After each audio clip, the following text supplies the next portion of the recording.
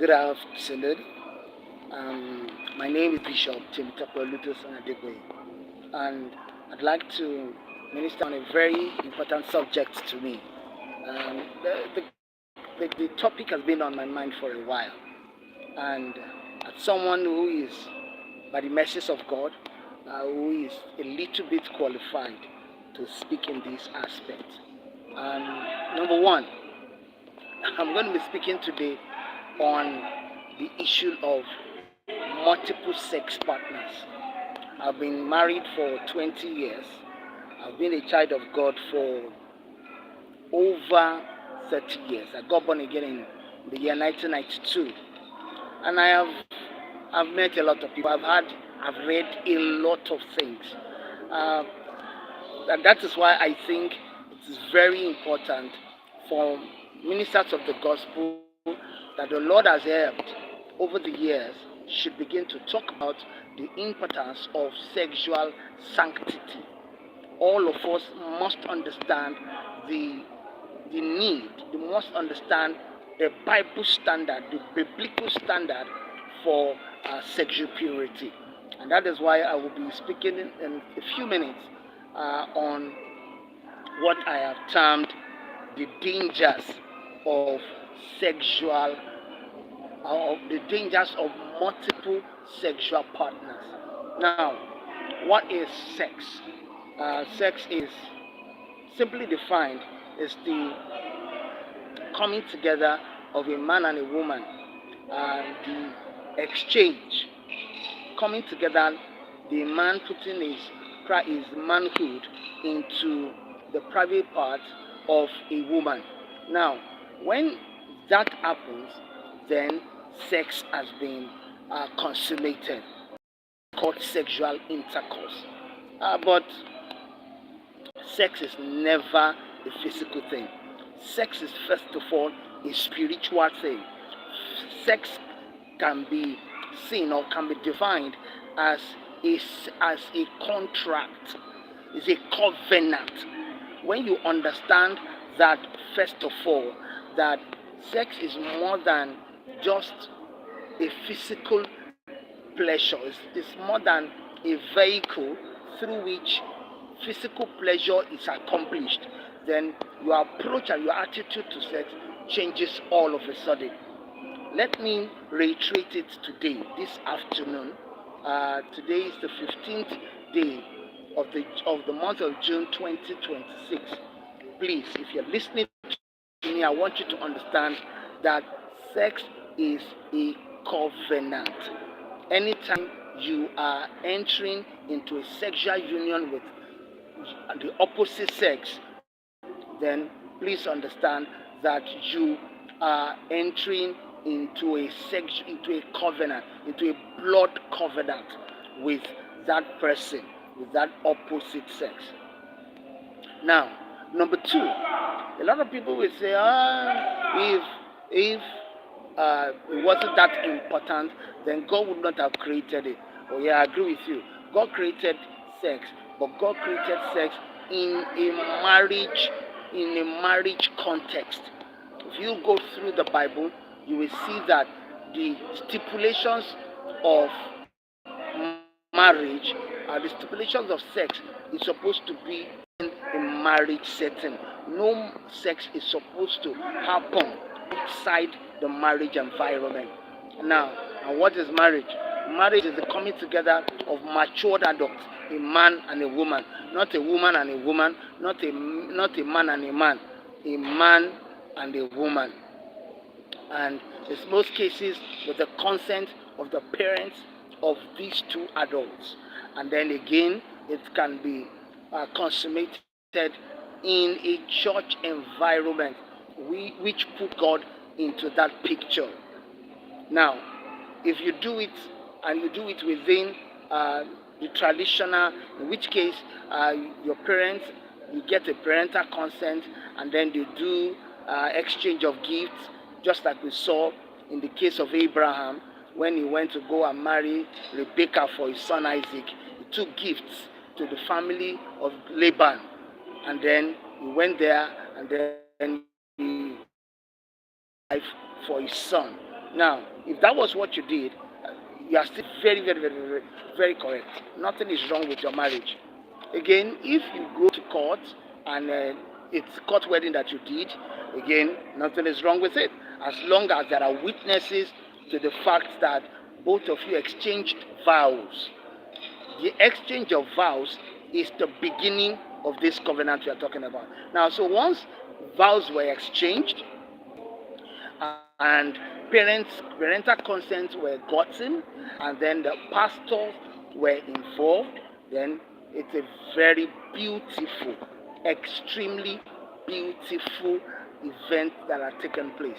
Now, then in the presence of everybody and the presence of God, you made a vow that you will not give your body to another person. Then how come people over time, due to lack of discipline,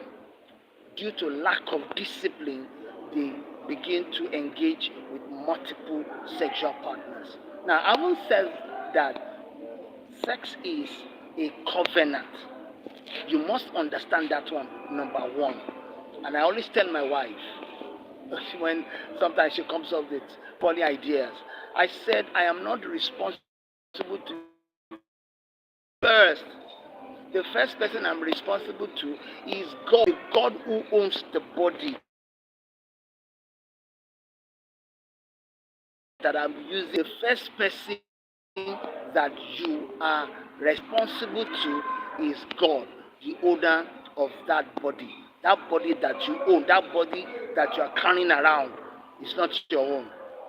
It's the temple of the Spirit of God, and that body belongs to God. Please understand this. This body that we all possess, that we all carry, that moves us from one spot to the other, belongs to God.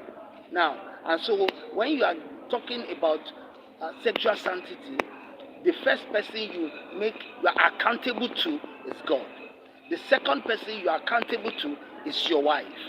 Now, a lot of people don't understand the implications of having multiple sexual partners. Please let me explain a few of them to you. Anytime you are engaged in a sexual activity with someone of opposite sex, please understand that there is an exchange of spiritual content. Let me say that again. Anytime you are engaged in sexual activity, please understand, please remember that there is an exchange of spiritual content. Whatever virtue that you have, whatever virtue that person that you are sleeping with has, there is an exchange on both sides. You will pour what you have into that person, and that person pours his own soul back into you. And this is the funniest part. Now, if it is the first time for both of you, okay, then that is beautiful. And that is why the Bible encouraged that the bed must be undefiled. But in most cases, I slept with 7 other people. You have slept with 20 other girls.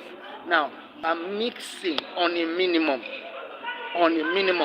21 content from your side, 8 content from the girl side. That is a total of 29 mixtures. A minimum of 29 mixtures. And that is why anyone who has had sexual intercourse with several people needs a lot of deliverance, because there have been multiple layers of infections, multiple layers of contamination. Please understand that one of the things, if there is any appetite we must kill, is the appetite for multiple sex partners. What will you gain? Is it not just to enjoy orgasm and then you are 5 minutes at most? Or let's say you took drug and you're able to sustain yourself for 20 minutes. Will that lead you?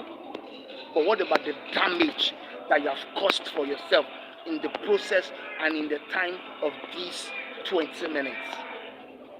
What about what you have cost for yourself in this time of 20 minutes? You have damaged lives. You have damaged your destiny. You have damaged your future. Why? Because you refuse. You refuse to hold yourself. You refuse to deny your appetite. You refuse to say no to the urge that is pushing you at that point. Number two, what are the things that happen when a man and a woman decides to engage in sexual intercourse? Apart from the fact that both of you exchange virtues, if one of you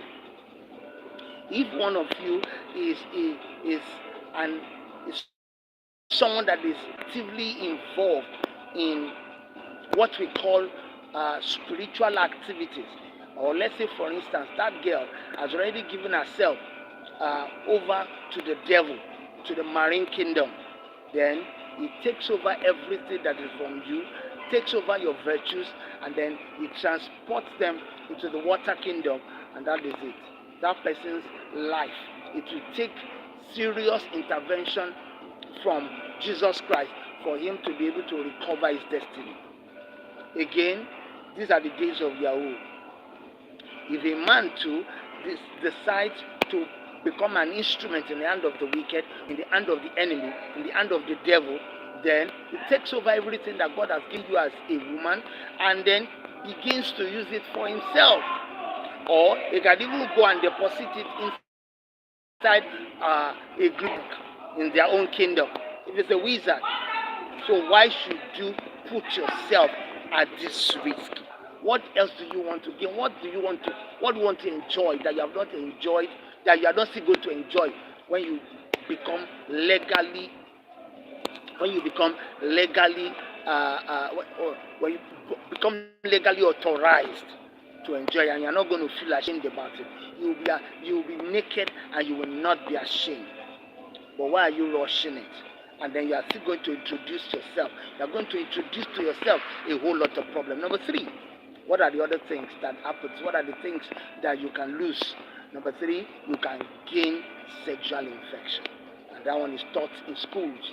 That one is taught everywhere. You can gain sexual infections when you discover or when you choose to give yourself to premature sex. I'm going to stop here today because the lighting of where I am doing this live telecast is being affected. But I believe that you have been blessed. I believe this telecast, this admonition has been passed across to your soul, and I believe that you are going to be blessed.